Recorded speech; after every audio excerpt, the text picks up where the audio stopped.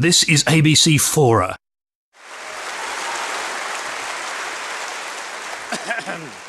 Thank you very much, guys. We had that very moving welcome to country earlier from Glenn, and I'm now moved to say that we're going to move quickly from the sacred to the profane. I've been reading Christopher Hitchens' work for many years now. I almost said religiously, but I thought better of that. In the past decade, I've been lucky enough to interview him on many occasions by satellite link from remote studios in various parts of the United States. And because we tend to do that live, for him, where he's sitting, it usually turns out to be some ungodly hour. But, excuse another pun, as we know, Mr. Hitchens is a rather ungodly person. Now, with Christopher Hitchens being the sort of fellow that he is, with a kind of healthy appetites that he has, and frankly that we expect of him, he has on occasion been somewhat the worse for wear during those interviews.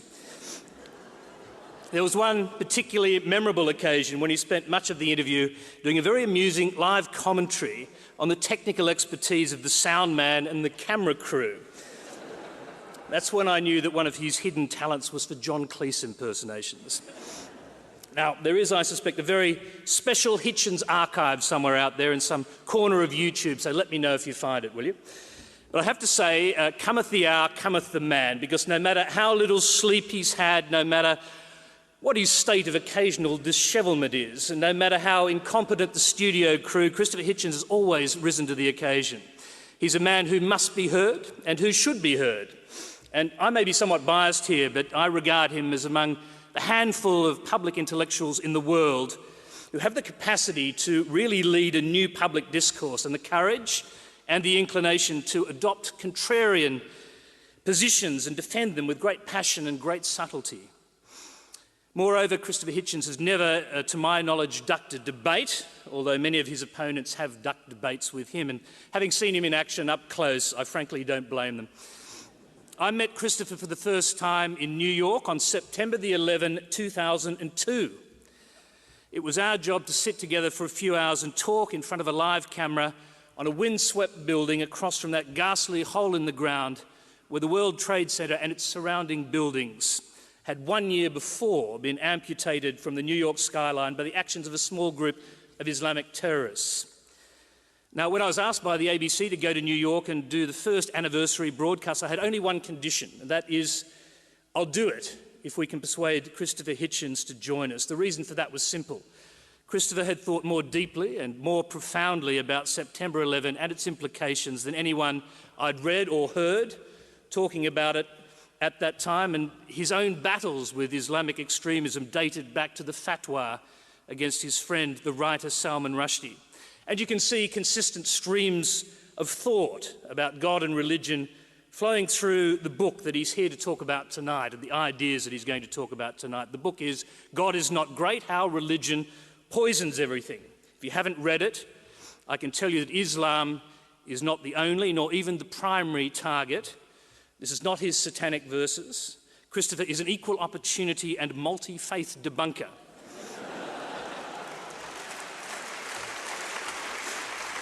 So, if you're a Christian, Roman, Catholic, Orthodox or otherwise, if you're a Hindu, if you're a religious Jew, if you're a Muslim, Buddhist, a Gnostic or even just an occasional visitor to a Shinto shrine, you can expect to be offended or at least have your views challenged in ways you perhaps didn't expect. Ladies and gentlemen, please welcome to the podium journalist, writer, lifelong contrarian and militant atheist, Christopher Hitchens.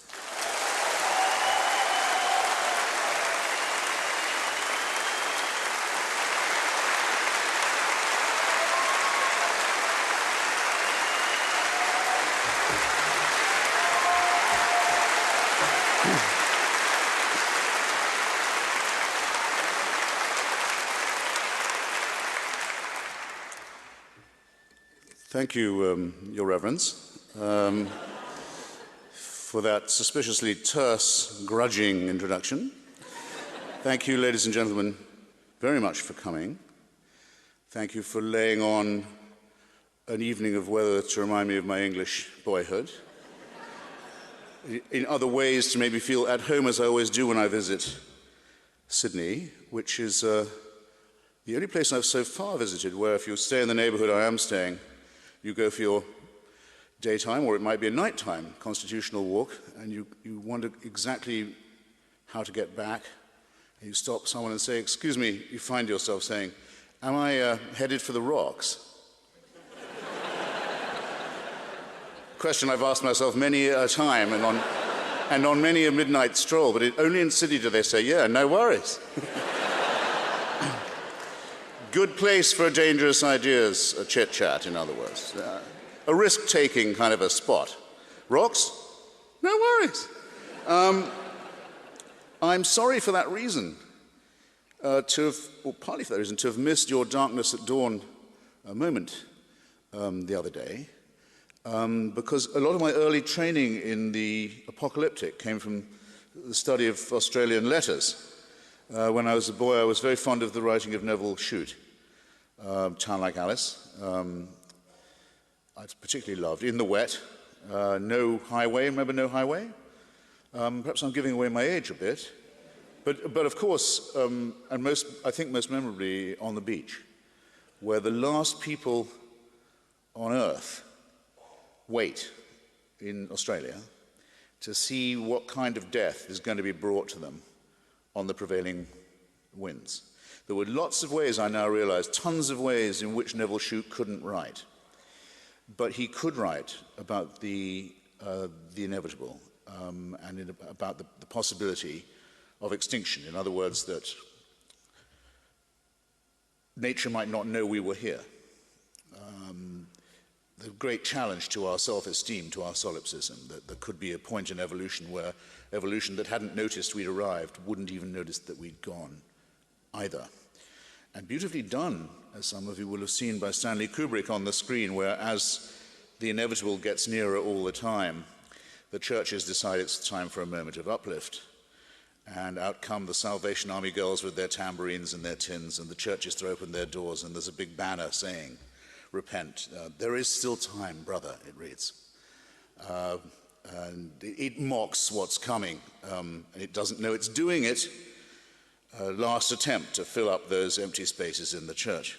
And at the close, the streets are empty, and it's a dusty, howling wilderness. But the banner, "There is still time, brother," is still flapping in the wind to mock all our illusions. And it's the attempt to live without illusions that I believe is the most dangerous, but the most worthwhile, and in some ways the most enjoyable undertaking, despite its risks, of all. And that's why I'm here, and that's why you're nice to have me. Now,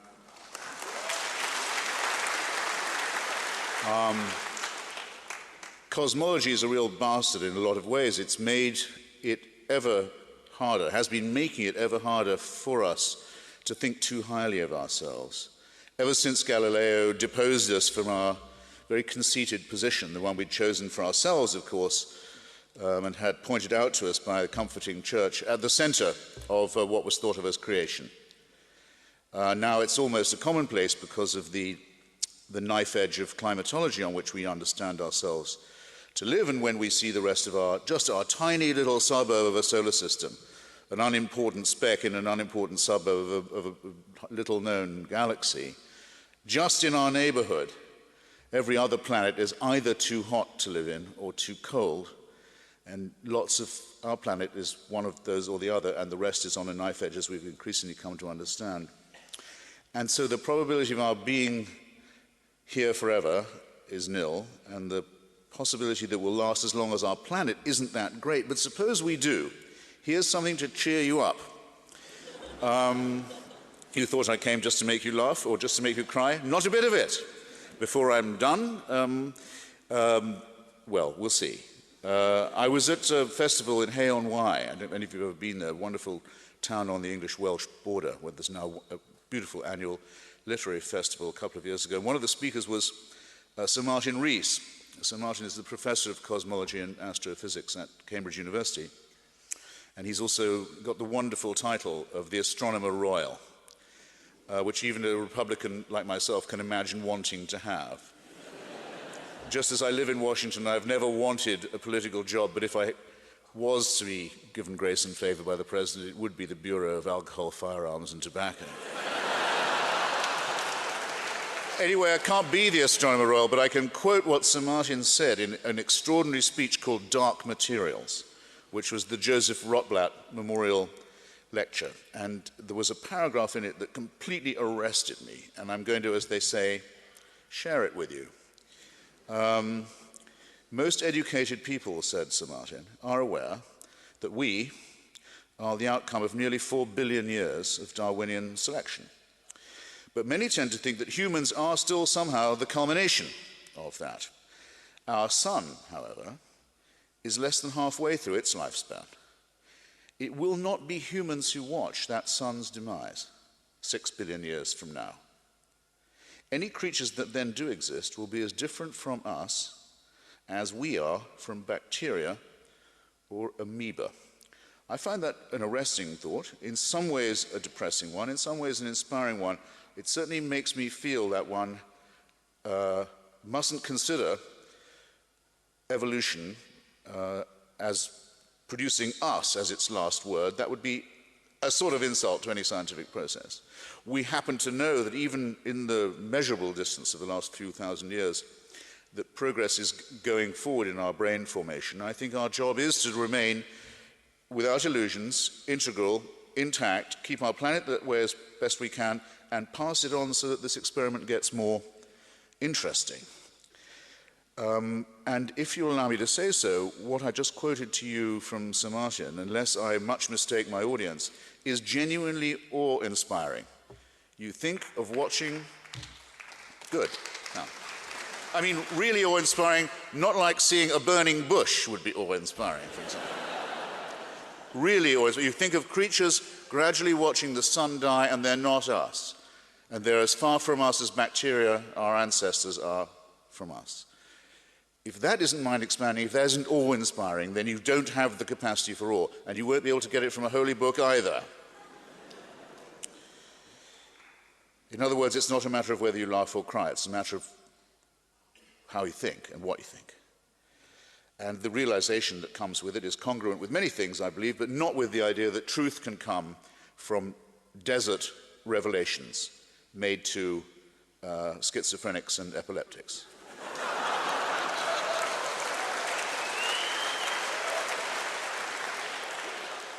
It's a strange thing, isn't it, when you are on a bus now and someone starts talking about how they've got a message from God. I don't know, maybe I'm different. Do you move nearer them? I thought so. Now, Sir Martin, as it happens, is a mild and skeptical, but church-going member of the Anglican Communion. His family's been going to the same church in Cambridge, I think, for a very long time. It's a practice he makes. It doesn't have anything at all to do with his scientific work or beliefs. And why should it? I'm coming now to the point that I warned Tony I wanted to stress, and we're going to talk about later, of the famous observation made by Stephen Jay Gould, wonderful biologist and paleontologist, that religion and science are non-overlapping magisteria, as he put it. There's no necessary reason why they should be in conflict. The two ideas can coexist in the same mind. I was a great admirer of Gould's, but I think I want to disagree, and here's how. Of course, a great scientist can also be a person of faith. Joseph Priestley, for example, who more or less discovered oxygen as we understand it, and whose laboratory was smashed for profanity by monarchist and loyalist mobs in Birmingham and drove him over to Philadelphia. He was a Unitarian, a great man of science and the Enlightenment, but he believed in the phlogiston theory. Alfred Russel Wallace, who did most of Darwin's early work for him, not just on selection, but on continental drift as well, working to your near north that you used to call the Far East, Indonesia, loved nothing better than spiritualist seances. Really liked a bit of table turning and table rapping and burblings from the beyond to sweeten his day. The greatest scientist Cambridge ever produced, possibly, arguably, Sir Isaac Newton, was an alchemist, kept a furnace permanently going in his rooms, which he several times set fire to, in case the moment would come when he would work out how to turn lead into gold. Believed that the Catholic Church was the Antichrist, may have been onto something. Was obsessed with the measurements of he thought it would be better to know the measurements of the original temple than to find out about gravitational theory. Anyway, but a great scientist. It goes on. and there were many brilliant German physicists, rivals and contemporaries of Einstein, working in the same field, who believed that there was Aryan science and Jewish science, and there were two different types of physics. So, of course, these things can coexist, but it seems to me that it's not a matter of their coexistence or their overlap as to whether or not they are compatible, whether or not they're ultimately reconcilable. For example, I'm talking now not just about what people think, but about how. It was a Catholic, not just a Catholic physicist, but actually a man in holy orders, Georges Lemaitre of the University of Louvain, who in the 20s anticipated the idea of the Big Bang, quarreled with Einstein about it, said that he didn't call it the Big Bang, that comes later, he thought of it as the egg from which the universe suddenly burst. And was right, and Einstein had to admit that he was probably the first to get onto this use of the theory of relativity. He took it to the Pope, Pope Pius XI it was, and the Pope was so impressed, being warned that this theory was likely, that he offered to Father Lemaitre, Professor Lemaitre, he said, if you like, I'll make it dogma. I'll say that people have to believe it. He said, well, actually, it's very nice of you, Your Holiness, but that would be sort of missing the point of a scientific experiment. That's what I mean by saying this mentality is not congruent, not compatible. It's not really reconcilable.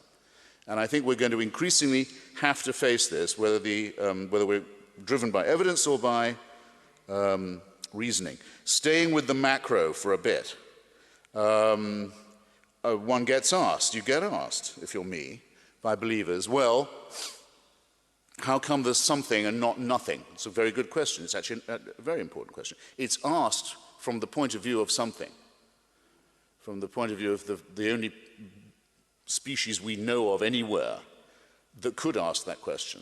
It looks out onto vast expanses of nothingness, where nothing is happening and where there is no life. And so you have to make the assumption that you are there and that you're able, so you know how all that goes. It rather alters the question when it's being asked in that way, but still, it's a good question, but it doesn't have any very helpful answers, or not if you consider, for example, Edwin Hubble was the first to notice that Newton was wrong and that the universe is not just expanding away from itself, the so-called red light shift at a terrific speed, but you would expect this speed in Newtonian terms to be the rate of its expansion, I mean to say, velocity, to be declining. To the contrary, Hubble noticed it's speeding up, it's getting faster all the time. All subsequent experiments have shown this. In fact, if we hadn't discovered the Big Bang when we did, and we were trying for it now, examining the red light, some of that evidence would already have blown past us. If you can get your mind around this, as around Sir Martin Rees's imagery of our cosmic future. As Professor Haldane used to say, the universe is not just stranger than we imagine, it's stranger than we can imagine. But we know this much, that it's blasting apart very, very fast. A great deal of nothingness is certainly coming to us. There's an enormous amount of nothingness in our future. And even if we aren't prepared to wait for that, or to wait for species change to overtake us, we can see already in the night sky the Andromeda galaxy on collision course with our own. That's certainly going to happen. Whether we destroy ourselves or the sun blows up or not before that, probably not. Collision course. Now, is this part of a plan? You suddenly have to ask yourself, is that part of a plan? If so, whose plan is it? That so much nothingness is built right in and is headed straight for us. So anyone who wants to ask the first question has to be willing to consider its corollary question. And the certainty in the second case, unlike the first, of an answer. So if you think that all this is going on in these gigantic fields of gravity and light with you in mind, then you really do have a self-centeredness problem. You might put it another way. I have tried to put it another way. I'll try it on you. Our first speaker tonight said that his people have been around for 100,000 years that we know about. That's certainly true. There is a difference of opinion about how long our species in general has been on the planet. It's a flash of a second in evolutionary time. Richard Dawkins thinks it might be as long as 250,000 years. Look, you make it 250,000. Francis Collins, the man who did the DNA decoding, the Human Genome Project, who's, by the way, another Christian scientist, or rather, a scientist who is a Christian. I won't make that mistake again. You know what Mark Twain said about the work of Mary Baker Eddy, the Christian Science writer, founder of it, her books? Chloroform in print, he said.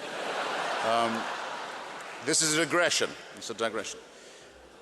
Francis Collins says at least 100,000 years. We can show we've been around for that long. It's quite a long time. I'll take 100. Never mind. I don't need 250,000 for my point. Make it 100,000. 100,000 years, people have been, our species have been around on this speck. Born, usually dying. Actually, a great number of them in childbirth wouldn't have got beyond being born. For the first 80 or so, 90 or so thousand years, nearly 100, not living more than 25 to 30 years at the most, then probably dying of their teeth, if they were lucky, or of the other needless mammalian things that show us that we bear the stamp, as Darwin put it, of our lowly origin, the appendix we don't need anymore, innumerable other shortcomings of our design. We're designed to live on the savanna that we've escaped from. Terrible disease, suffering, misery, malnutrition, and fear. Where do the earthquakes come from? Why is there an eclipse? What are the shooting stars doing? And awful cults of sacrifice to try and ward off what are in fact natural events. And war, and rape, and the kidnap of other peoples and the enslavement of them. All of this goes on, gradually inching up to the point where you can brew beer, a breakthrough in my view, domesticate animals, separate one kind of corn from another. So very millimetrical progress, but terrible struggle, sacrifice, pain, misery, and above all, fear and ignorance. And you have to believe this if you believe in monotheism. For the first 97, 98,000 of this, heaven watches with indifference. Oh, there they go again.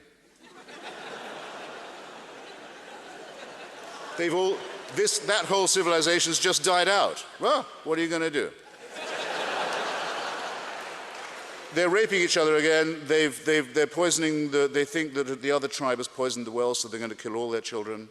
All of this. Just watch all that. 3,000 years ago at the most, it's decided, no, we've got to intervene now.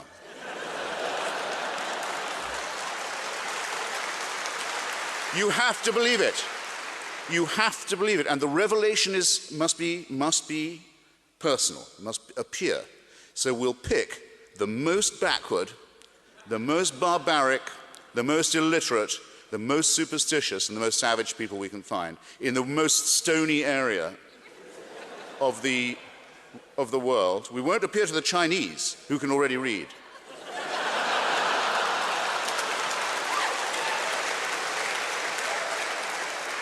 We won't appear in the Indus Valley, where they know a thing or two and they're already, they're very far advanced. No.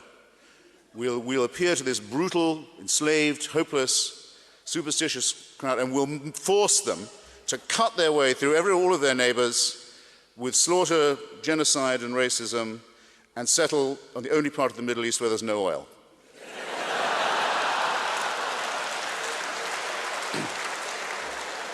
And all subsequent revelations occur in the same district. And without this, we wouldn't know right from wrong. Now,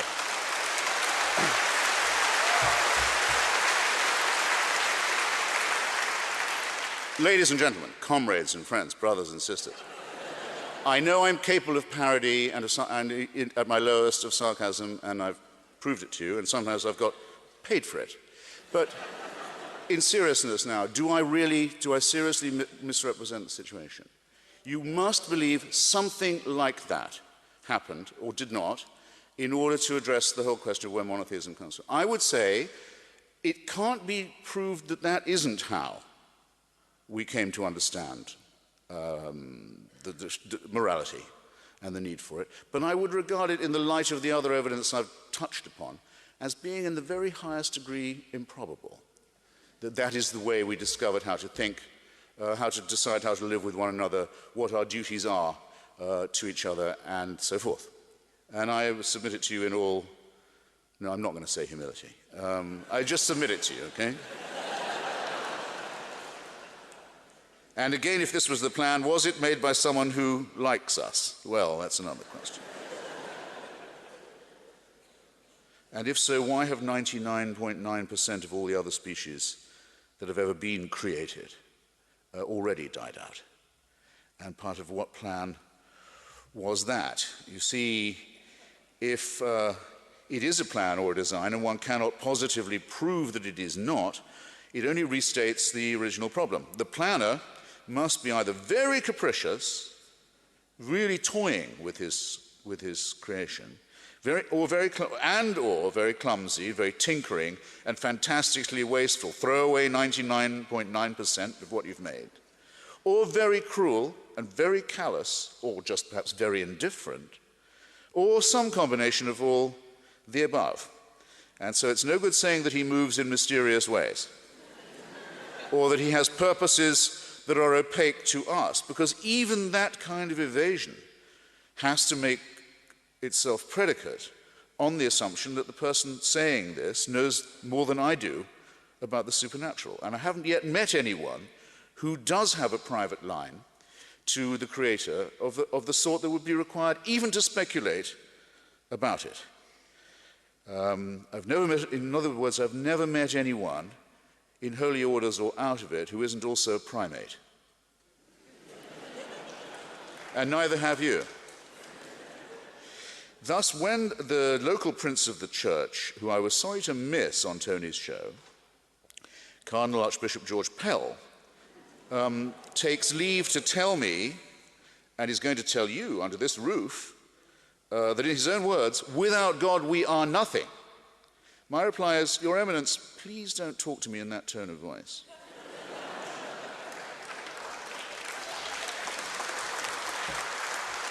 I'm not a slave, and I'm on the side of anyone who is in their emancipation. And it's the mind-forged manacles that are often the hardest to break. I'm sorry to tell the Cardinal Archbishop, and I wish I could say it to his face, I have to some of his colleagues, as you might say, that he's wrong twice.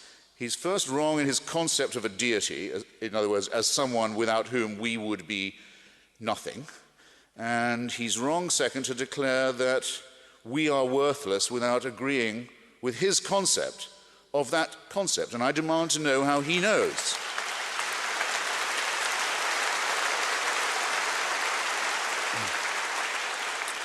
His Eminence is claiming to know more than a primate can possibly know, and he's showing that he knows much less than most primates probably should. So if someone says to me, and I've heard it in my travels, without the dear leader, we are lost. We are nothing. It used to be said in Italy in the Mussolini period, il duce ha sempre ragione. The leader is always right. Mussolini is always right. Ein Reich, ein Volk, ein Führer. We only need one leader, one people, and one regime. All of this has the smack of the totalitarian. And without the leader, we'd be lost. We'd have no choice but to commit suicide. I say, we've come this far with Jim. Let's drink it now. Without him, we're nothing. With most of those sort of invocations, one hears instantly, or rather, I would say one smells instantly, the unmistakable reek, stench of the totalitarian temptation. And we should be armored. It should be innate in us to resist it. And where it isn't, we should learn how to build it up as a matter of survival. But instead, religious morality asks us to overcome doubt, to overcome skepticism, to leave it behind, to suspect the faculty that of ours is the most precious of all, the ability to philosophize, the ability to think for ourselves, the ability to challenge existing authority. No, that's all to be distrusted. That could be a temptation. The evil one, it's not an accident, says that it's the tree of knowledge of good and evil that at all costs you must avoid, because anything to do with knowledge could immediately turn profane. So we know nothing about the quantum except that there is such a thing. That's as far as we've got with it now. We know it works. We know if you use it, you can measure an extraordinary number of things to an amazing degree, but we don't know how it works. We don't know about galaxy formation. We know a lot about our DNA, but we can't yet use it to cure ourselves. We're miles from doing any of that. We are, I won't re-emphasize the incredible amount we don't know about the cosmological, and the uncertainty principles adumbrated by Werner Heisenberg. All we know is that we know much less and less, but at least we know less and less about much more and more. So is this a time to say we don't need any further inquiry? All we need is faith in the boss? I would say not. It's just as when I am asked, when the question is put, is there free will? The believer will say yes, because we've been given it.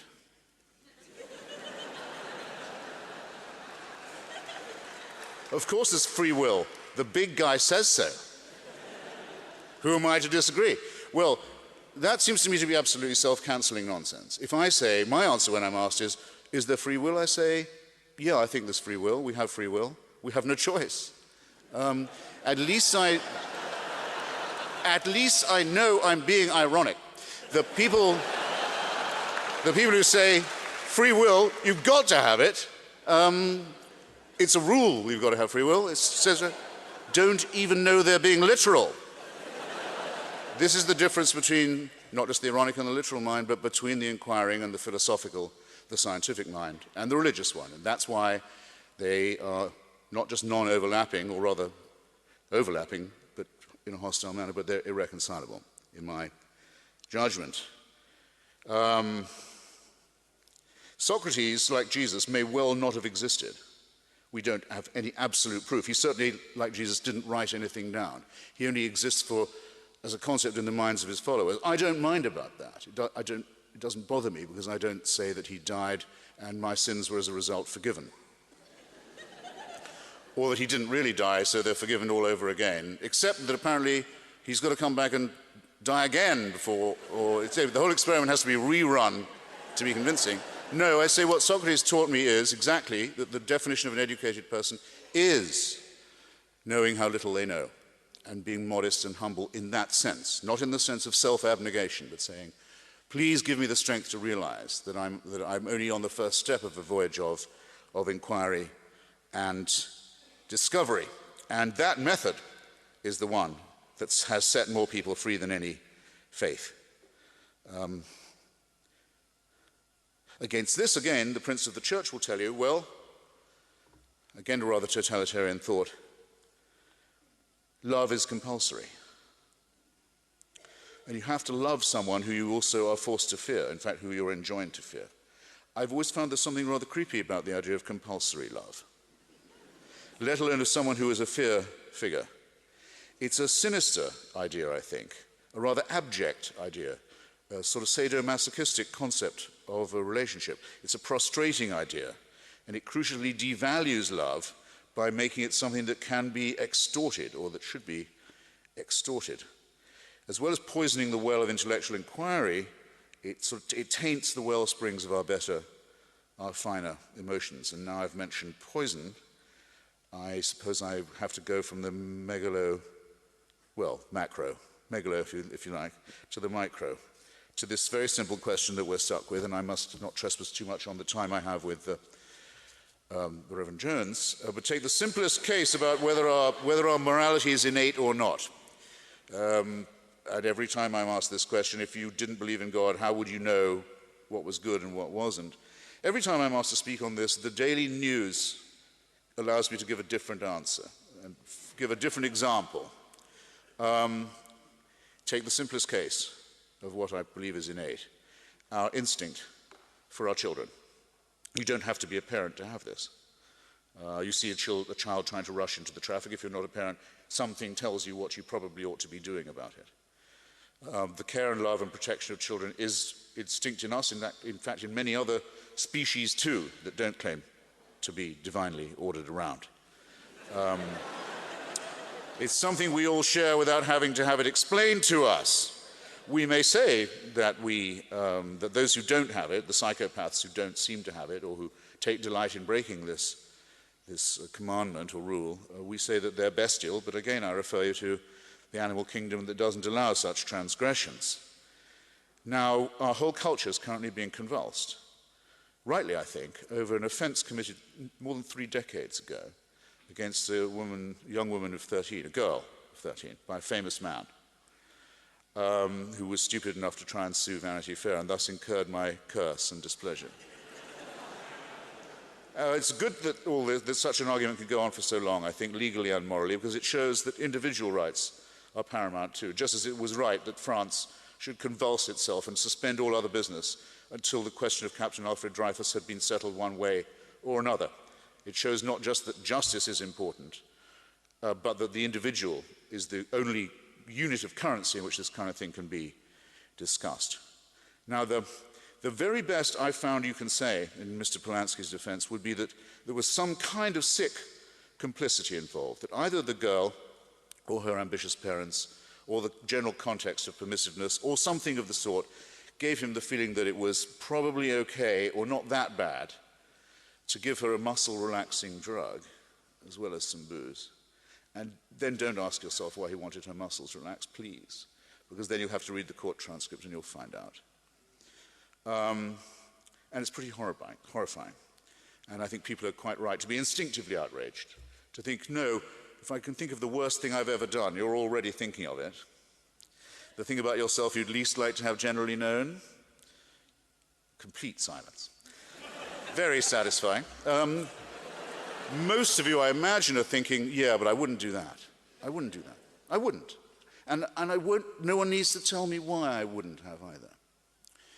So that's all I want to say about that. But I'm much more outraged currently by what happened not 3 decades ago, but 3 weeks ago to Miss Fawzia Youssef, a Yemeni girl who died in childbirth in a hospital in Yemen, hemorrhaging to death, trying to give birth to an already dead baby, the result of her having been married, compulsorily but legally, at the age of 11. That's what happened to Fawzia Youssef on our watch. She died in childbirth, trying to give birth to a dead baby. Husband 3 times her age, who was legally married to her, as it's estimated 1/4 of the young womanhood of Yemen already is. Married at the very, very latest by the age of 15. And though there have been moves in the Yemeni parliament to raise the age at which a young lady may be betrothed, these moves have been blocked, even as recently as last September after this outrage, by a political party, which I will not tell you the name of this political party, but it is not the Yemeni Secular Party. In Iran, the age of consent doesn't come up, by the way, because there is no consent to any sex outside marriage in Islamic society. In any case, and many kinds of it are punishable by death. But the age at which a young girl may be married was moved up finally. The Islamic Revolution put it back to 9. I think it was moved up to 11, which you might say was progress of a kind. Now, you see, this isn't just backward countries we're talking about. And let's not beat about the bush. The Prophet Muhammad was betrothed to his favorite wife, Aisha, when she was 6. It wasn't thought fit that he could marry her then in the full sense of the term, but he put it off till she was 9. And across a vast swathe of the world, worse things than Roman Polanski has even thought of doing are done as a matter of law and of course, and in the name of, no, not in the name of, but because of the preachings of God's anointed. And then the religious turn to you and you say, secularism must mean moral relativism. Your ethics are situational. And I say, well, let's just hear that again. Because given that I've taken the simplest moral baseline it's possible to take, the protection of defenseless children, isn't it true that all the leading religions of the world are Abrahamic? Yes, we love to stress it. We adore to say that we have all this wonderful multicultural thing in common. And what was Abraham most famous for, apart from having a wife who had a baby when she was 101, which is an advance over dying in childbirth when you're 11, having been raped, probably by a close male relative, if you really want the truth. Apart from that, Abraham's most famous for saying, if God wants me to kill my boy, of course I will. And the only difference between the monotheisms is that some say it was Isaac and some say it was Ishmael. I don't particularly care. But there are annual festivities on the part of the faithful to say, we wish we too were capable of such faith, and we want to beat our breasts in sympathy with those who are. Why do the Jewish people blow the ram's horn, the shofar? Because the shofar symbolizes the ram who is sacrificed instead. The blood sacrifice is the main thing, and there has to be a child involved. This seems to me to be disgraceful, and what's taken for granted that goes with it, because it was practiced on Isaac too in the form of a covenant and imitated by others, the genital mutilation of the young, to seal the pact with God, to say, nothing matters to me, not the life or health or bodily integrity of my child, never mind that. What has to be proved is, without God I am nothing. I'll kill for it, and I'm not just willing to say that, I'm willing to prove it, and I'm willing to use my children's bodies as the theater of this enactment of faith. Well, civilization, in my submission, ladies and gentlemen, begins where that evil nonsense leaves off. And we have to advance the time when more and more people will be able to civilize themselves by outgrowing religion and leaving this awful nonsense behind. And with that,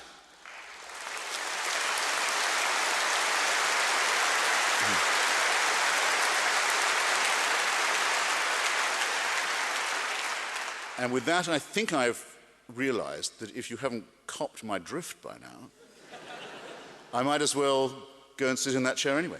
Very nice of you to come. Thank you.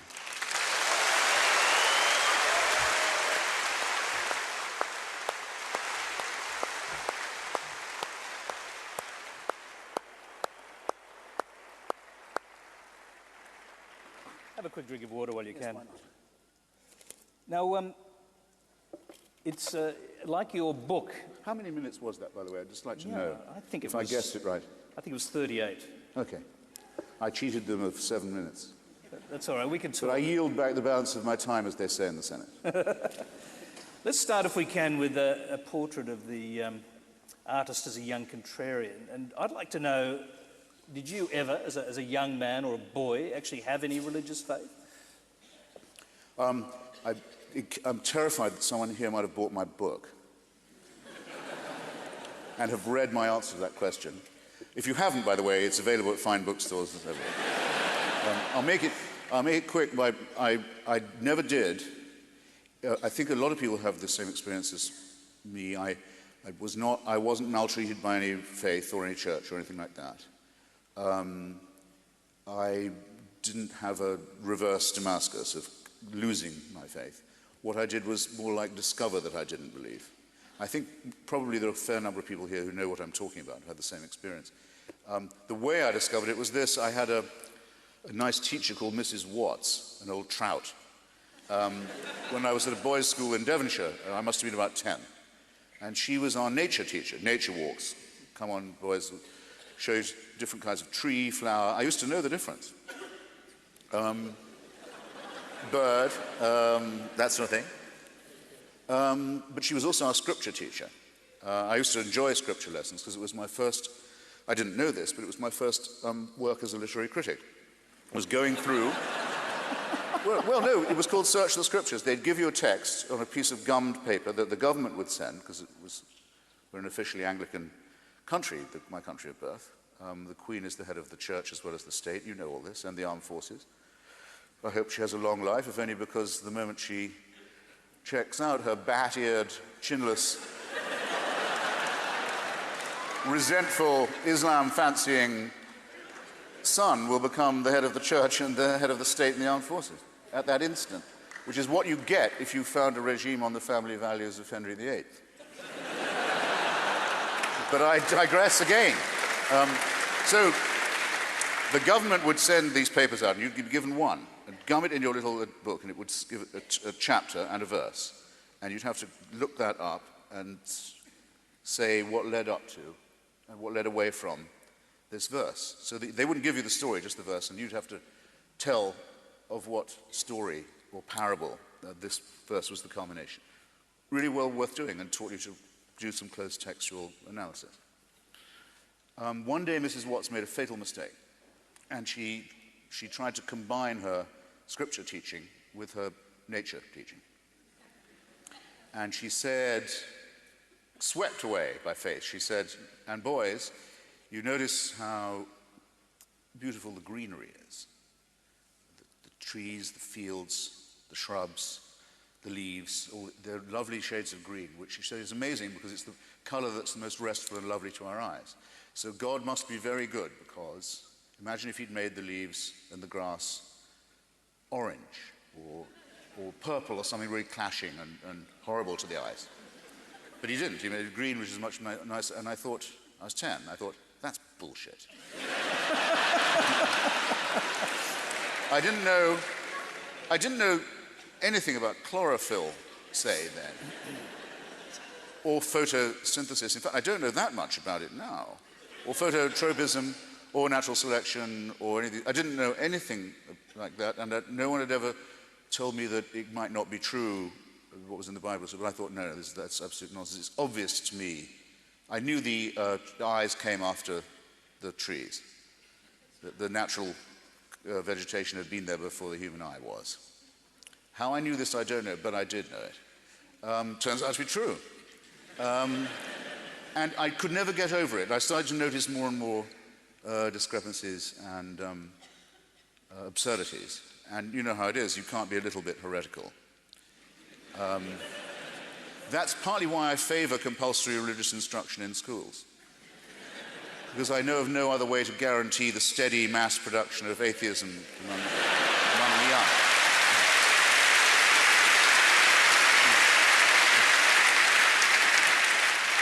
Do you know, it never occurred to me when I asked that question it was an invitation to recite the first chapter. No, well, there you go. But you've done so. But if you want, the hard copy is still fine paperback version. Listen, God is not great. I mean, you can tell, and everyone here can tell, that your use of language is mesmerizing. The book is a polemic, and as such, it's quite intoxicating as well, I think. But for this conversation, I've been looking for the flaws in your argument, and here's what I think the main one is. You've exposed every conceivable facet of religion's capacity for evil, but you've made virtually no admissions at all about its capacity for good. So I wonder why you refuse to do that. Well, I thought there were enough books making that point. So I would write one stressing the dark side of it, if you like.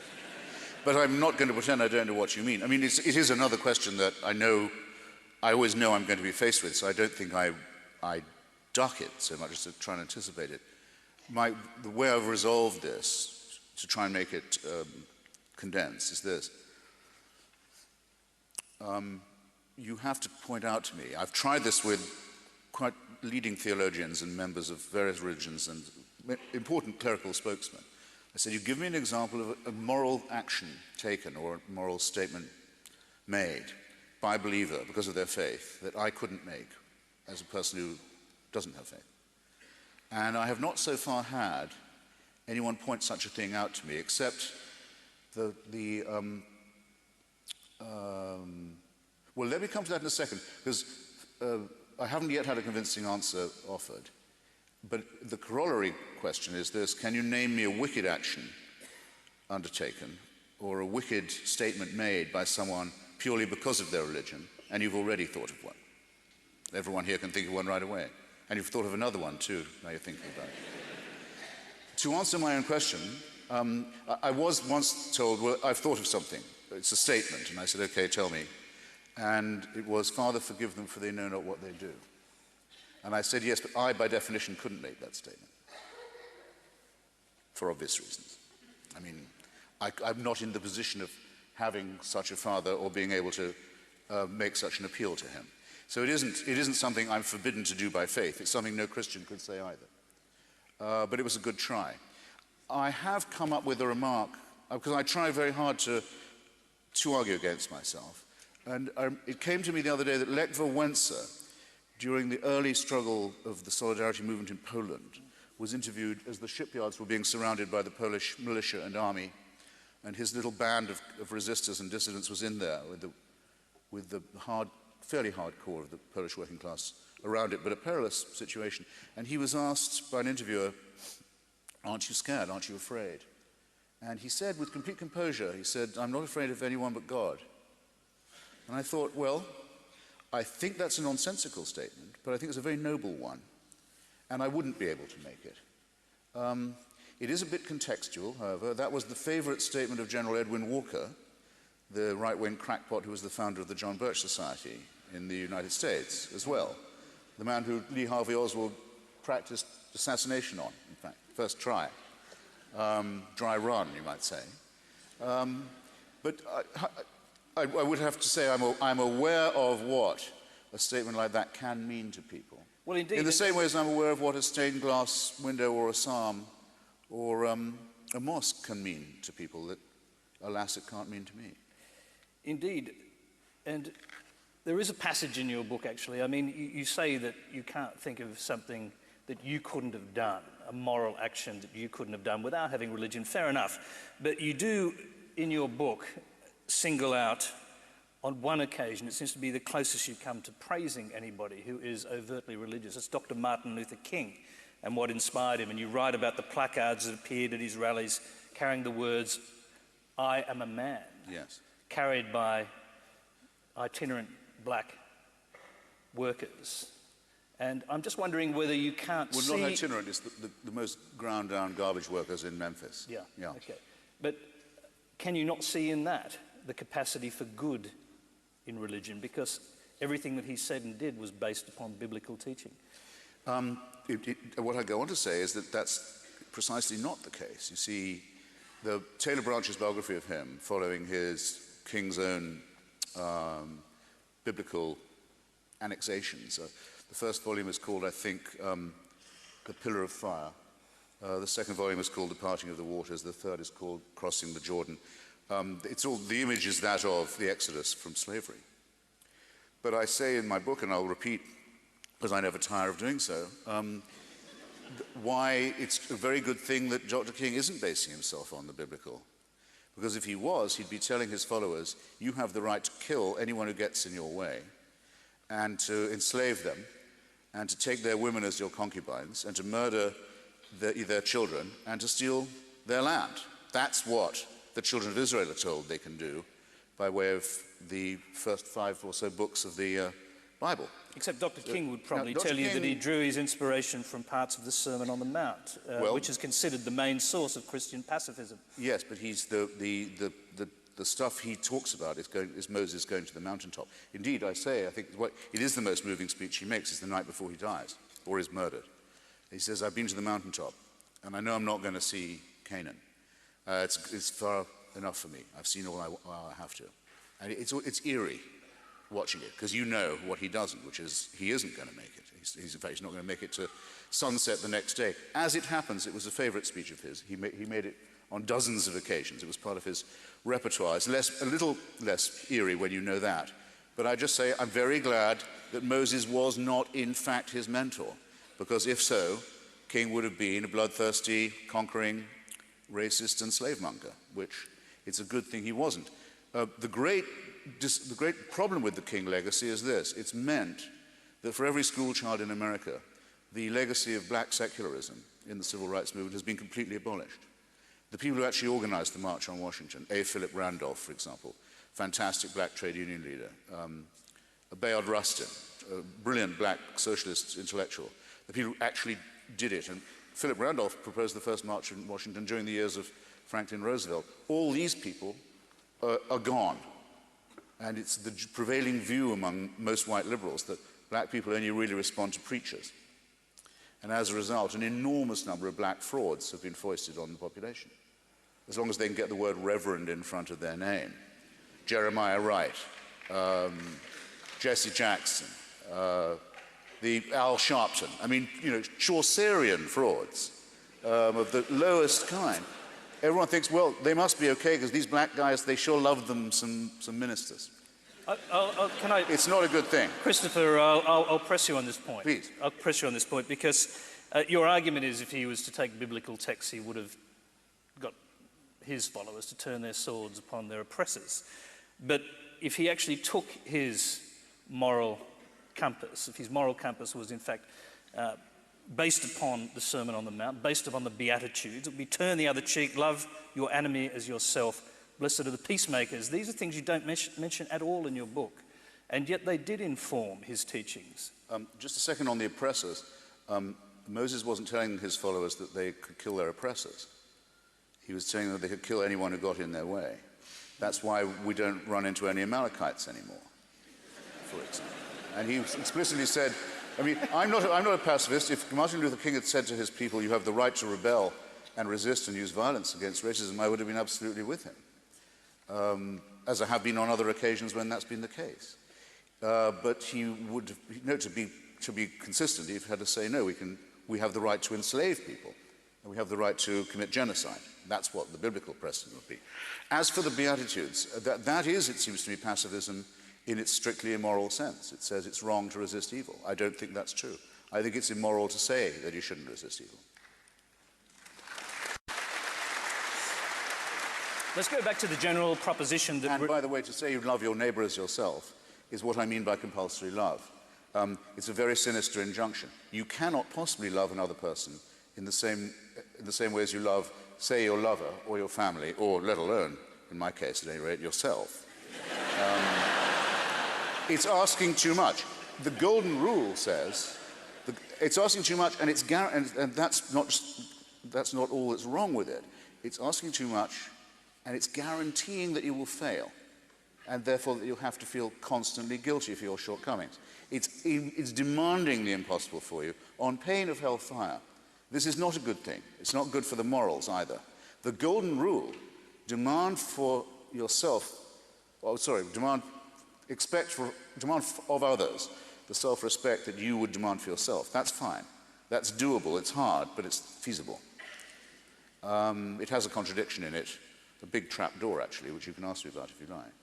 But at least it's not immoral, but it's not Christian. It appears that the idea of the golden rule, do unto others as you'd like to be treated yourself, it appears in the Analects of Confucius. It's in the Babylonian Talmud. We don't know of any society that didn't have some such commonsensical morality. Okay, look, religion gets its morality from us. We don't get our morality from religion.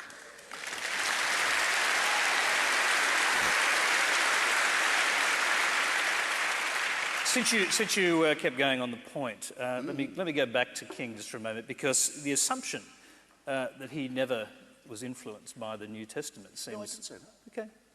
I say that his main narrative was Exodus.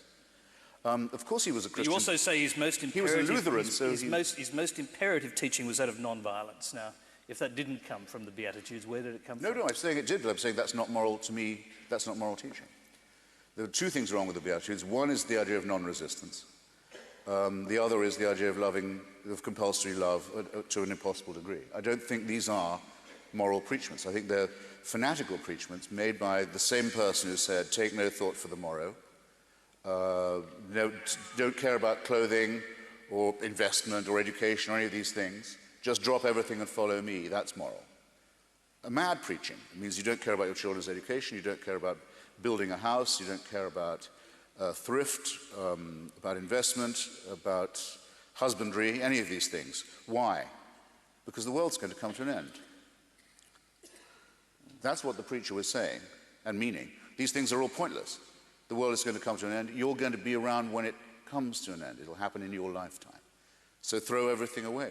The very disastrous apocalypticism that I began tonight by trying to criticize.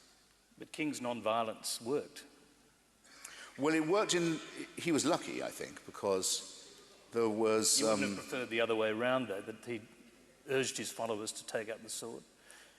I would, if what he tried the first time hadn't worked, if it had been resisted much longer, they were going to take up, if not the sword, they were going to resort to violence. They, indeed, a lot of the time did, and every negotiation with the Dixiecrat, very highly organized violent reaction, was conducted with the knowledge that they had, not theoretical either, practical, that if we don't negotiate with this guy, there are some much rougher guys we will have to be dealing with. So there was the believable threat of violence behind the non-violence. But as it happens historically, the United States couldn't postpone the question of civil rights any longer. And it had become a big issue in the Cold War, a big embarrassment to the United States in the Cold War. There was probably a majority among at least northern whites in favor of emancipation. There hadn't been any mass immigration to the United States for a very long time. There was no further excuse to put it off. It was really a case of the right man at the right hour. But that's a relativistic point, isn't it? Let's go back to the general proposition. But the struggle for civil rights would have occurred whether there'd been a Christian revelation or not. I mean, the American Anti-Slavery Society, for example, was largely begun by people who were of no faith, people like Thomas Paine and Benjamin Franklin. The likelihood that you'd be a secularist and in favor of civil rights would be extremely high, almost 100%. The likelihood that you'd be an opponent of civil rights and be a Christian, roughly 100% the other way. Remember, the whole mandate for slavery and segregation is taken directly from the Bible, where it is warranted. Remember, the Ku Klux Klan is a Protestant identity organization. It's a specifically, declaredly, avowedly Christian Protestant group. If people are going to say that biblical inspiration is allowed, how are they going to say it's only allowed in their own case?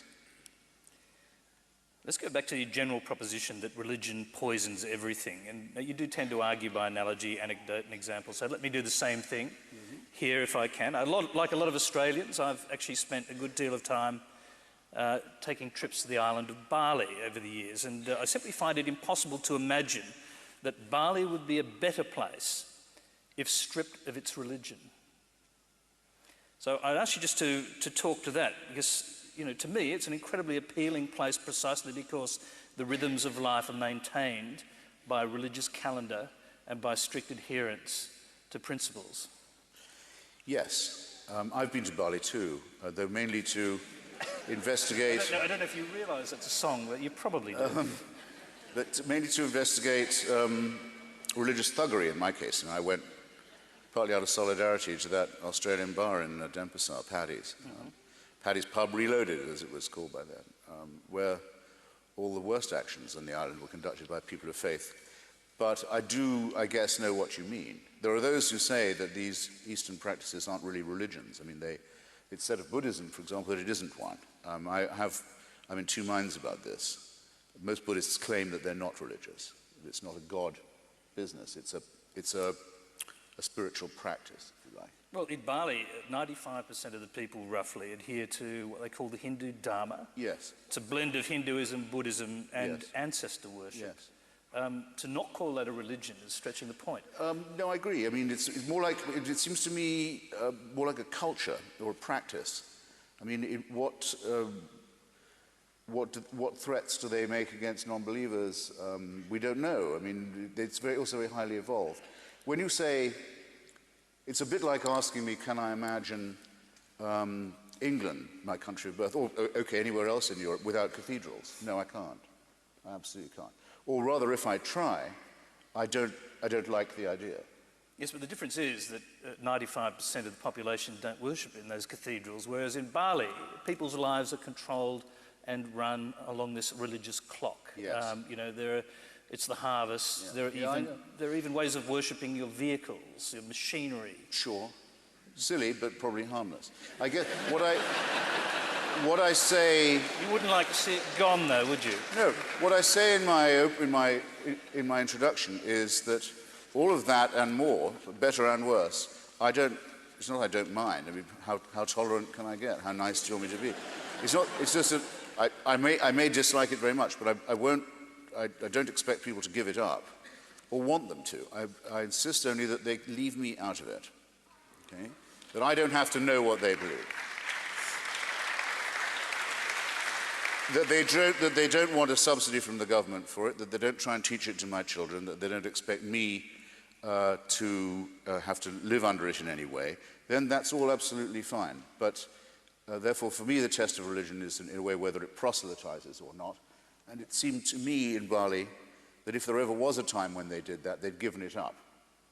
I'm sure there was a time of terrible spiritual and religious warfare in that part of the world. It can't have been the only part of the world where there never was. The Balinese actually ran from an Islamic invasion. That's why they exist. I mean, there's that too. But I mean, I bet between different Buddhist and Hindu groups, there have been terrible episodes of homicide and worse. There are some parts of the world where they've calmed down and got over it. But it doesn't entitle us to forget what religion was like when it thought it could get away with it. Okay, but I mean... Anyway, my principle is absolutely one of coexistence and even of cultural admiration, as long as the fangs are drawn. And if you say they've been drawn in Bali, good on them. It just sort of goes against the idea that religion poisons everything, which is your basic point.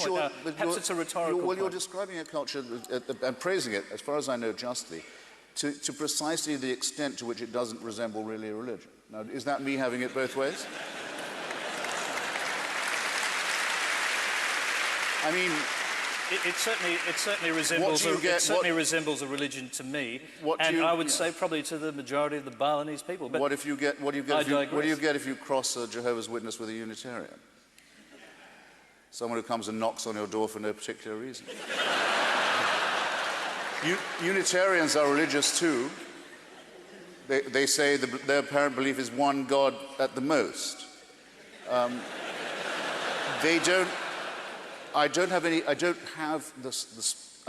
energy for a real quarrel with them, but I mean, I don't terrifically respect it either.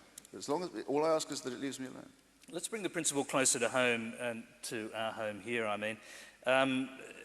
Let's look at another example. There's a place called the Oasis here in Sydney. It's a shelter for young homeless people. It was a subject of a very moving documentary not so long ago. And from that, it's clear that the heart and soul of this place is a Salvation Army captain called Paul Moulds and his wife. Now, they're non-judgmental as far as I can see. They don't seem to be pushing their religion. Essentially, they practice their faith by helping others. So can that be poisonous? No, but in what sense in that case is it religious? Again, you're saying these people are so nice they're hardly religious at all.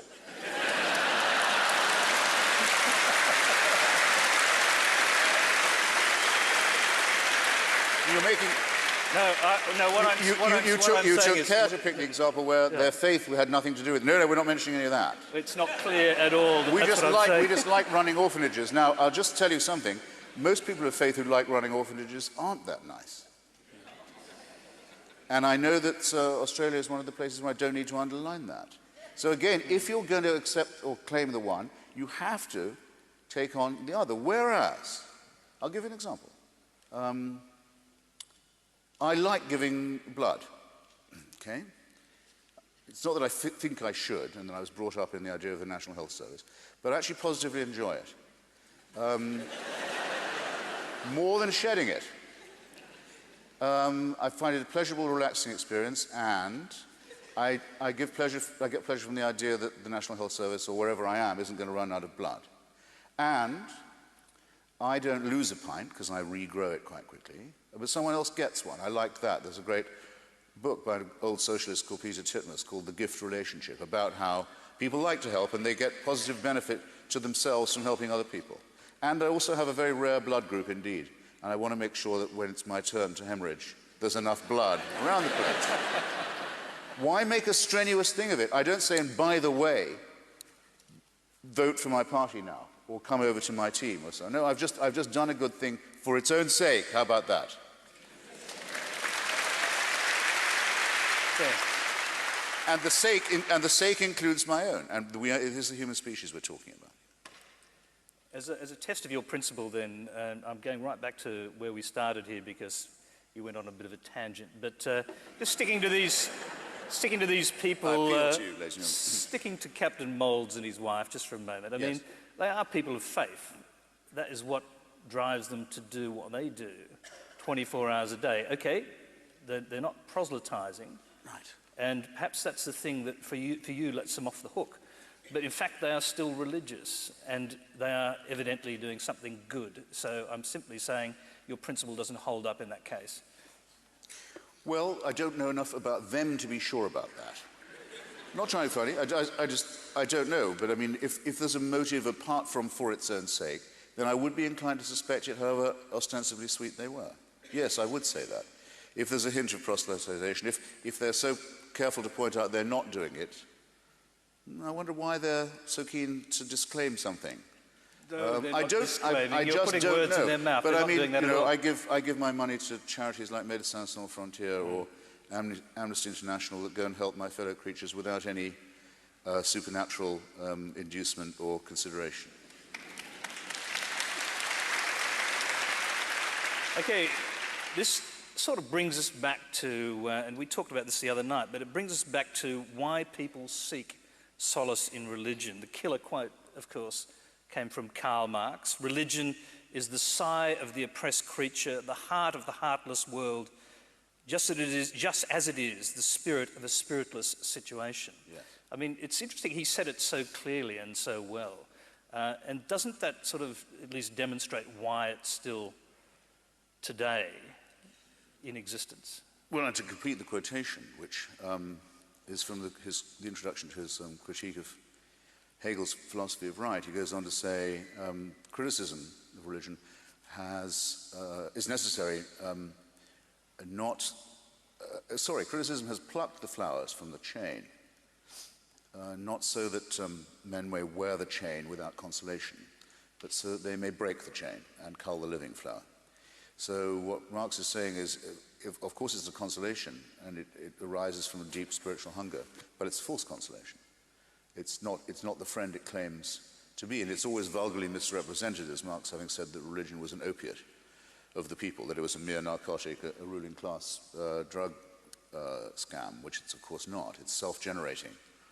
And it comes, I think, not just from unhappiness or loneliness, or what was sometimes in that same discussion called alienation, but from a need that we would have, no matter what the material circumstances were,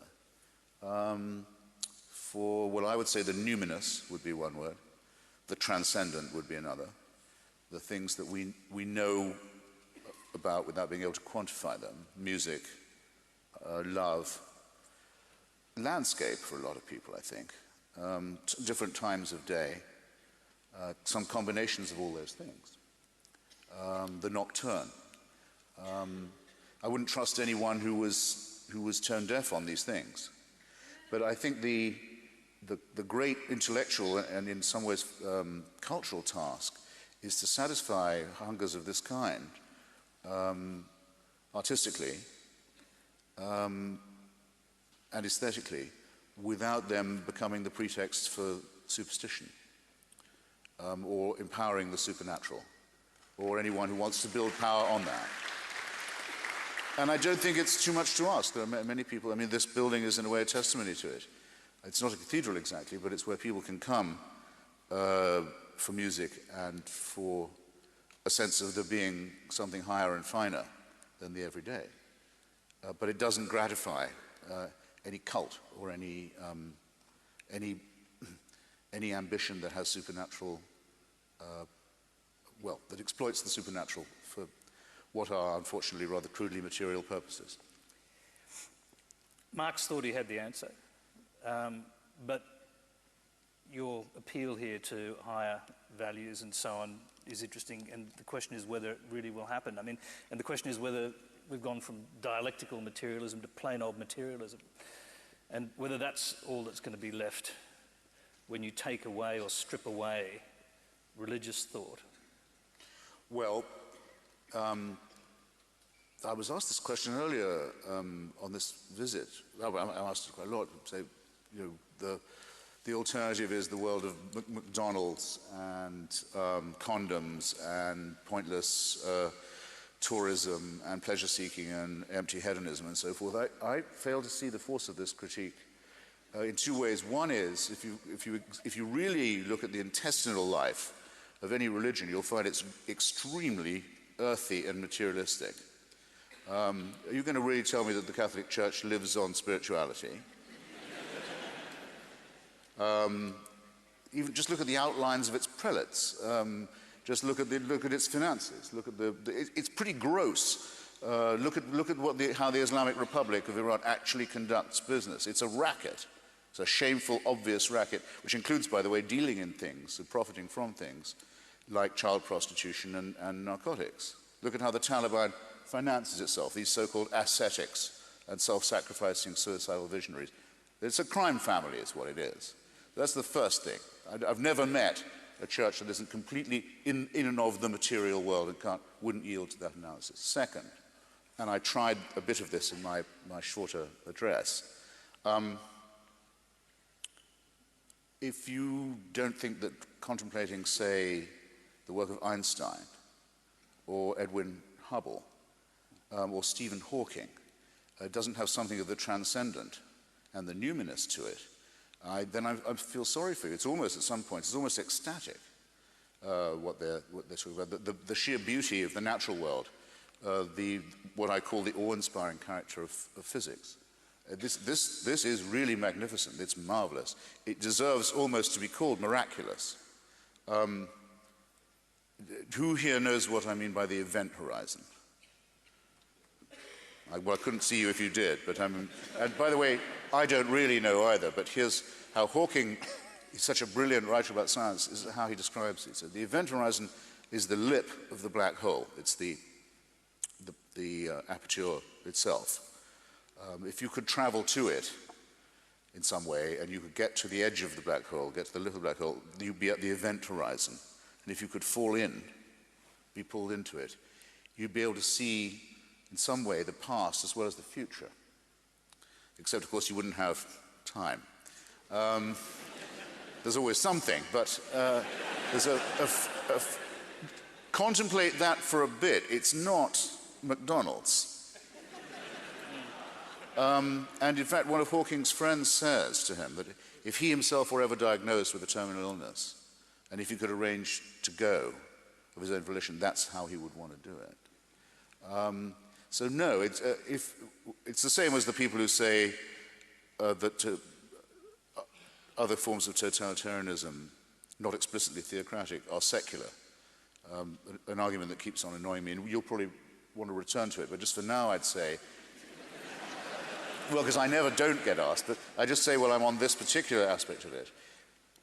To say, to have this argument fairly, you'd have to point to a society, not that had been Stalinized or Nazified or something of this sort, but that was based on the veneration of, respect for, study of Voltaire, Lucretius, Einstein, Galileo, Spinoza, possibly the greatest ethicist there ever was, Bertrand Russell, Thomas Jefferson, and so on. You'd have to find a society where those were these sort of, if you like, the moral and philosophical authorities, and see how that society had degenerated into slavery, cannibalism, starvation, purges, and witch hunts. And that experiment, alas, we have not yet run. But that's the one I would propose. It's odd when I think about it. It's really odd, in fact, that I chose to do this as a devil's advocate interview. But let's leave that aside. Oh, no, wait, I'm sorry, I have to now. Yeah. I was asked by... Oh, no. It's an anecdote. Not chapter 10. No, it's an anecdote. I was asked... Oh, no, not chapter 10 again. Please, sir, not that. In case you don't know and haven't got the damn book yet, and I'm not sure it's not in there yet, but I was asked by the Vatican to testify against the sainthood nomination of Mother Teresa, against initially her beatification. And I said yes, of course. I was very honored to be asked. And yes, Your Holiness, the first time I've ever said that, and the last as well. So I went to testify, and I made a discovery that I thought I'd share with you. Everyone used to think they knew one thing about the Catholic Church, whether they were Catholics or not, that in sainthood arguments they have a devil's advocate, advocatus diaboli. And it was true until very recently. The last pope scrapped this office. The office doesn't exist any longer. It was partly so he could fast-track sainthood. He made more saints, the last pope did, than his 10 predecessors combined in double. So the advocatus diaboli office was shut down, no longer is there. So I had to testify just in a seminar room with a Monsignor and a deacon and a priest, and a tape recorder and a Bible. And I realized halfway through that I'd just become the first person in history to have represented the devil pro bono.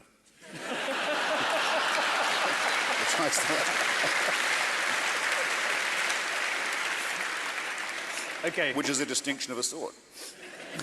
You took us into the realms of cosmology a short time ago. Here's another quote from your book. Religion has run out of justifications thanks to the telescope and the microscope. I mean, you're simply arguing that... It's a bit simplistic, that, isn't it? Yes, it is a bit. But you are simply arguing that science has killed off religion, is that right? I'm saying I think it's incompatible with. It's the two ways of thinking as well as the two modes of discovery that follow are incompatible with irreconcilable. Yes, I do think so. But it's a bit crude to say that the microscope and the telescope alone will do it. I was thinking more about what we found out about our own human nature, namely the microscope. We know a lot more about what makes us morally and ethically the way we are, and what our kinship is with the lower animals as well. From the telescope, we know more about the origins of our cosmos. It's a shorthand for what I was trying to enlarge upon this evening. Yep. The problem might have to revisit that. The problem is there are going to remain fundamental questions which science almost certainly will never answer. For example, if the origin of the universe was the Big Bang, what caused that to happen? How could the entire universe simply pop into existence magically for no reason at all? I mean, because science won't be able to answer those questions, religion will always seek to. Well, I think it's the other way around, actually. I mean, the reason why religion is such a great argument to be having is that it is our first attempt at making sense. I mean, religion is what you get before philosophy. It's our first attempt at philosophy. Most philosophers started off as religious, as did many ethicists. It's our first attempt at cosmology, first attempt at healthcare, by means of miracle, alas, but still.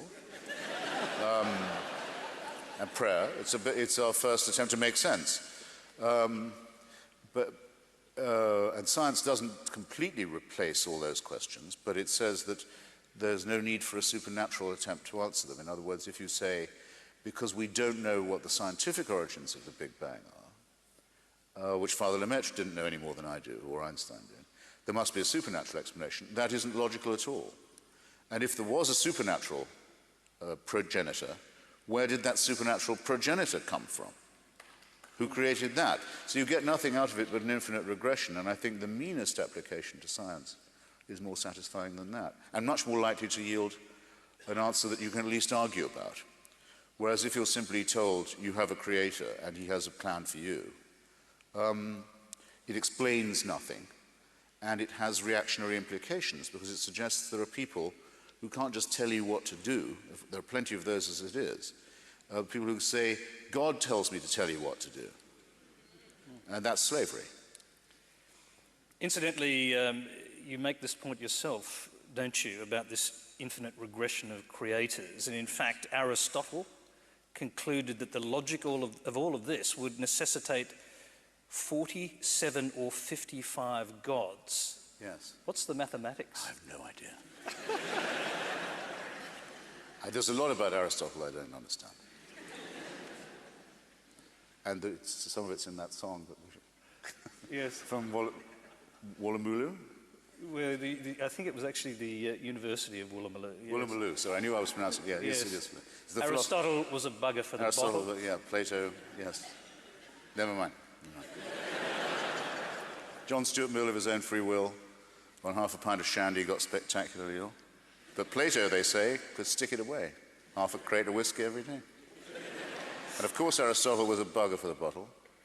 Thomas Hobbes was a slave to his dram, and René Descartes was pissed as a fart. I drink, therefore I am.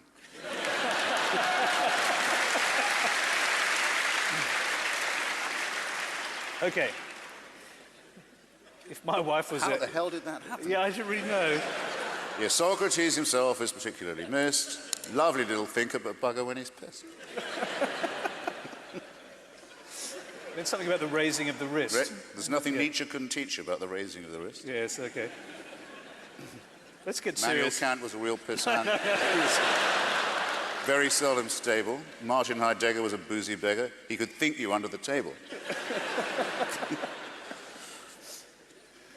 David Hume could out-consume. Schopenhauer and Hegel. Hegel, yes, there you go. And Wittgenstein was a boozy swine who was just as sloshed as Schlegel.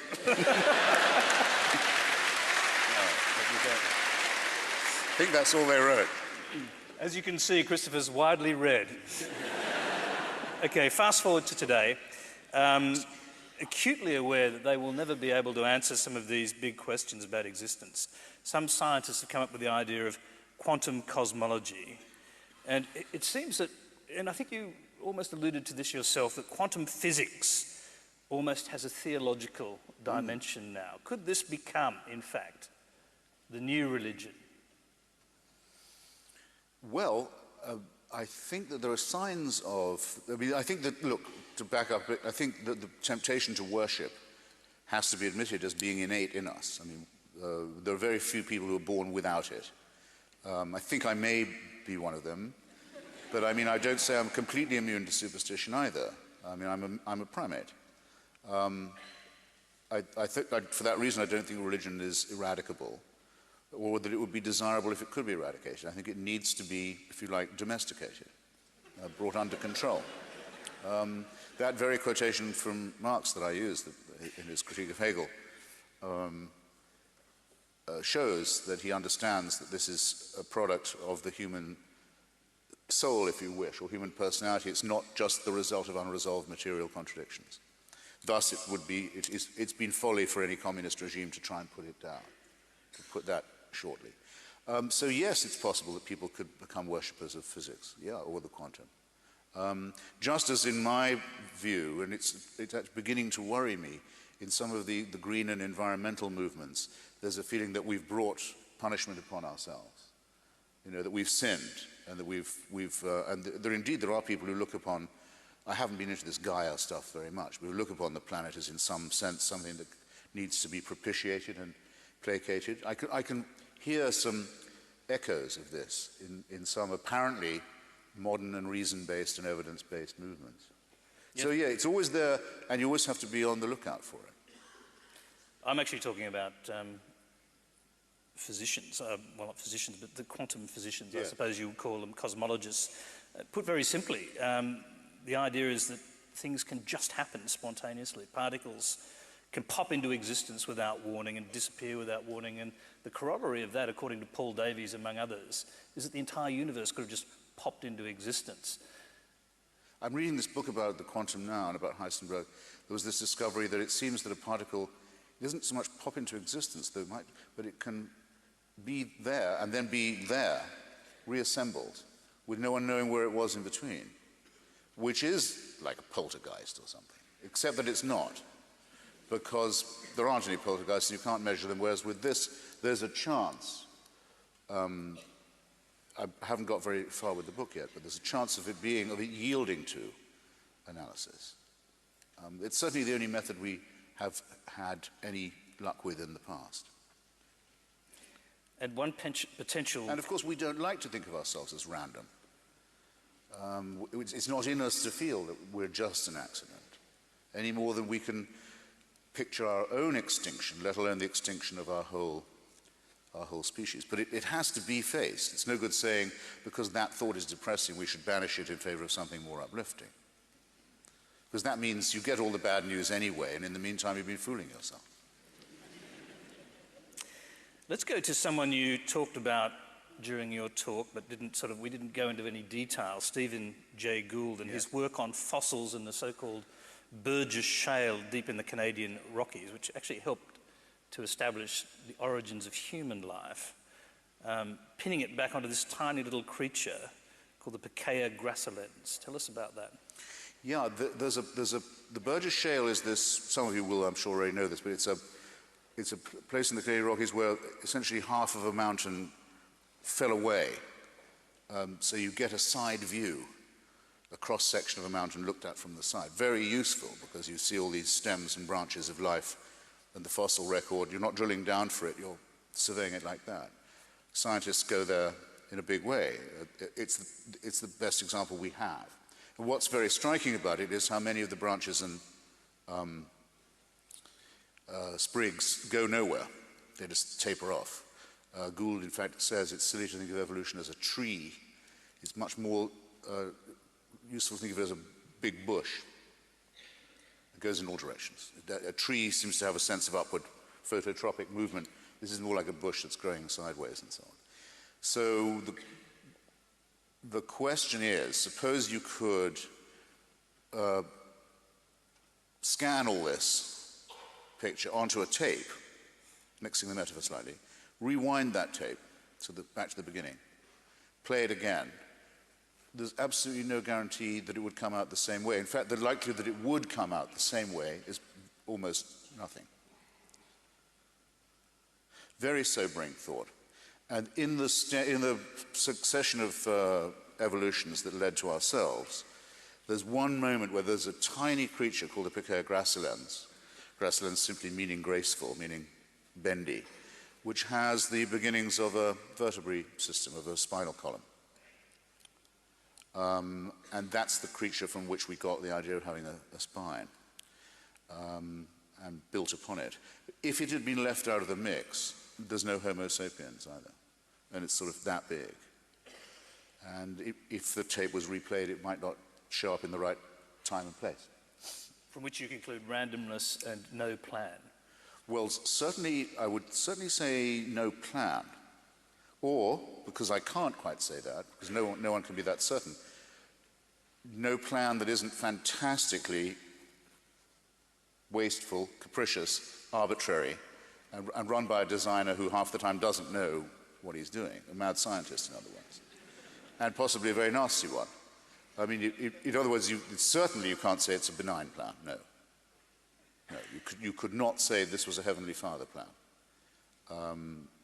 The implications of there being a planner of that plan are much more frightening than the implications of it being random. We're running towards the end, but I want to quickly go to Stephen Jay Gould's own philosophy, because you mentioned it earlier. He was not an atheist, in spite of understanding this. He was an agnostic who took the view that science and religion ask different questions about life. And he reached this conclusion: if we keep science and religion apart, neither one can oppress the other. But in fact, he wanted to, and he said this: I believe with all my heart in a respectful, even loving concordat between science and religion. Now, you admire him a lot. Yeah, I do. I think he was one of the great educators of all time, and that's why it cost me a lot of pain to say why I disagree with him, and at such length. When he was a boy, he was a Marxist, and I think he overcompensated for not being one by trying to be more friendly towards religion than it deserves. And well, for the reasons I've already given, I don't think it's true that there can be a real coexistence. I think they're constantly trying to patrol the same frontier, and in the case of religion, to cross it in inappropriate ways. I mean, why should it be that in the United States, great country of science and technology and reason, there's this unceasing attempt to have nonsense taught in the schools with government money? They won't quit. They've been beaten back. They keep coming back for more. They try and smuggle it through customs. It used to be when they were strong enough, they would ban the teaching of Darwin. Until the 20s, they could do that in some places. Now they can't do that. The next demand was for equal time, sounds fair, for what they then called creation science. Nice try. That was exposed as a fraud. Then they said secular humanism is a religion. That shouldn't be taught either. The latest is intelligent design. I refuse even to call it that. I refuse to gratify them by using the term. It's creationism. And again, with the equal time demand, fairness, great American virtue. So after the biology class, we'll have the creation period. And then after chemistry, where it'll be time children forget your alchemy books out. This with taxpayers' money. And then we'll be doing, well, you can see how the rest will go. After astronomy, we'll be doing our zodiacs. So, no, we're not having it. Now, why don't they say, I want to hear it from them, that it's possible to be a religious person and not preach garbage in school? Let them be the ones to propose this compromise, and then if I see a genuine hand being extended, I might take it. But I think Stephen was attributing much more goodwill to the other side than it really manifests. I think this will have to be a final question, really, Christopher. Your critics sort of argue there's no light and shade, no room for disagreement in a Christopher Hitchens argument. And I mean, do you accept... Ladies and gentlemen, yeah. I mean... Do you accept actually that you are rather evangelical in your promotion of atheism? No, because I have nothing to convert anyone to. See, that's, ladies and gentlemen, you should regret that giggle. I mean, You will. Tomorrow you'll be sorry. I have nothing, I ask yourself, have I tried to persuade you of any one point of view? No, I've said beware of anyone who says that that you already have all the evidence you need. That's been my constant point. The only progress we've ever made, can ever hope to make, is by continual doubt, skepticism, the measurement of evidence against theory, practice against theory. That's not just, as I gave with the example of Father Lemaitre and the Pope, things cannot be, even if they're right, established as dogmas. I think I rest my case. Couldn't we end on a more controversial note? We can, if you like. Something bitchier, I mean. I think I've got just the thing, actually, because, and it was Professor Richard Dawkins who did this, put this kind of slight upon atheism, I suspect. He wants you all to be called brights, I guess because you're brighter than the rest of us. Yes. I really wish, I say in my book, he and Daniel Dennett, another great scientist and teacher, I really wish they hadn't done that, because I think it's wrong perhaps three ways. I mean, no one could say Father Lemaitre was stupid, for example. That's one thing. Two, if it was a test of intelligence, it would have the unpleasant suggestion that that's how society should be ordered. I mean, like the Brave New World concept of the alpha and the beta and down to the epsilon and so forth, which is a sinister behaviorist form of utopia.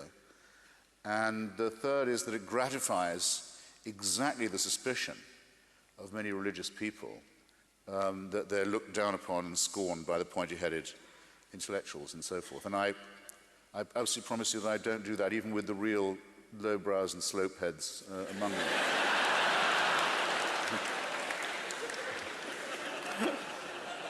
They're my fellow primates too. I mean, so I was going to finish. Even with the real I was going to finish vicious, there. I don't want to finish. Barely evolved ones. I don't want to finish on that bitchy note. The ones whose eyes are so close together they could use a monocle. That's it. Are you saved? Oh, shut up.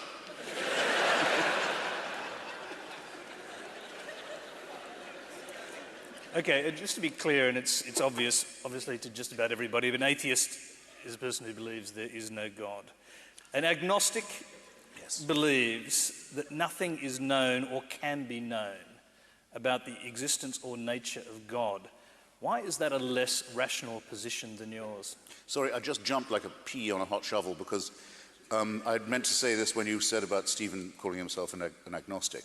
I would have been if I'd been around, and I still am, a great admirer of Thomas Huxley, the man who is I think, uncle of Aldous and Julian, who was known as Darwin's bulldog.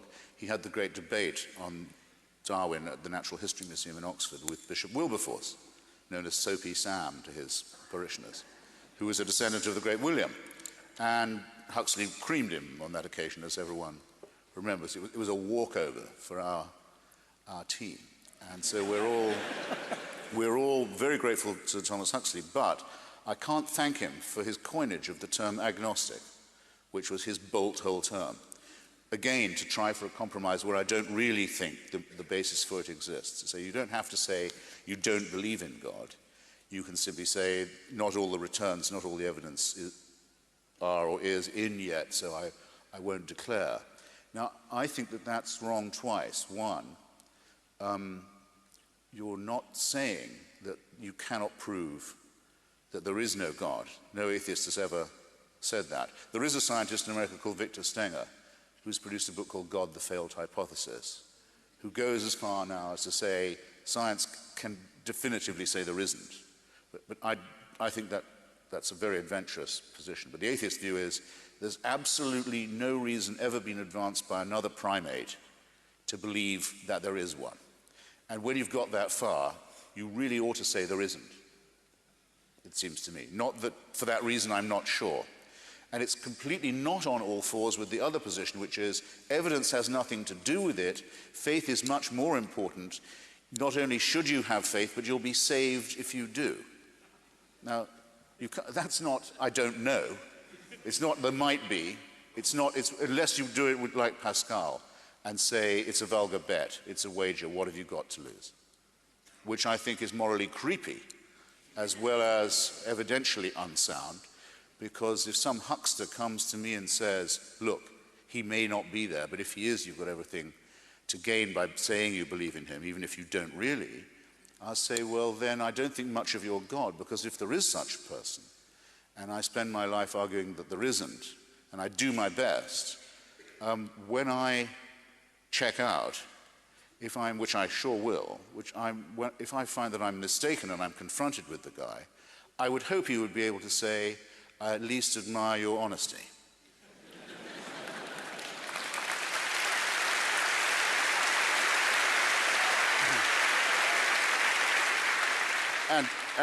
Okay, let's close on this, ladies and gentlemen.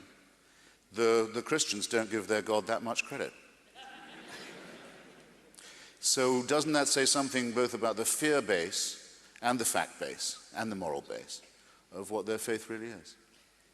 I submit that it really does, and thus that one is morally healthier as well as much more likely to be studying science and reason objectively if one puts religion behind one.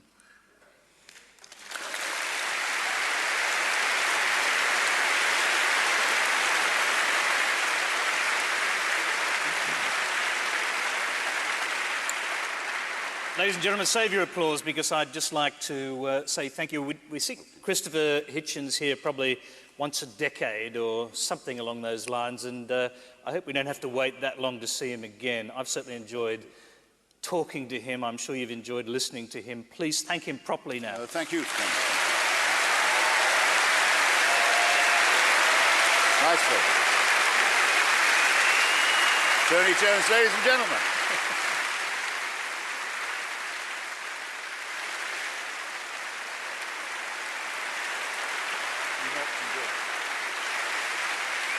Are you going to show this? Yes. Am I covered in sweat?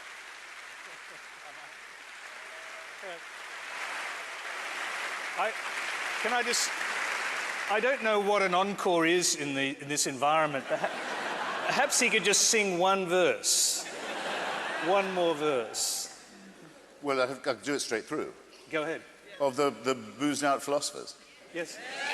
Of Wally Malou Philosophy Department. Ladies and Bruces. It's Eric Idle's great performance at the Hollywood Bowl. It's a real honor to be SK. Oh, Immanuel Kant was a real pissant who was very seldom stable. Martin Heidegger was a boozy beggar. He could think you under the table. David Hume could outconsume Schopenhauer and Hegel. And Wittgenstein was a beery swine. Wittgenstein was a beery swine who was just as sloshed as Schlegel. There's nothing Nietzsche couldn't teach you about the raising of the wrist. Socrates himself was permanently pissed. John Stuart Mill, of his own free will, on half a pint of shandy got spectacularly ill. But Plato, they say, could stick it away. Half a crate of whiskey every day. Aristotle was a bugger for the bottle. Thomas Hobbes was a slave to his dram, and René Descartes was pissed as a fart. I drink, therefore I am. Yes, Socrates himself is particularly missed. A lovely little thinker, a lovely little thinker, lovely little thinker, but a bugger when he's pissed.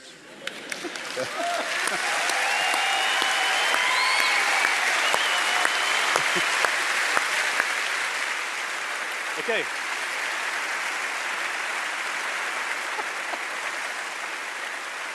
Yeah. If the song had a title, which it doesn't yet, I think it should be called Reductio. This is ABC Fora.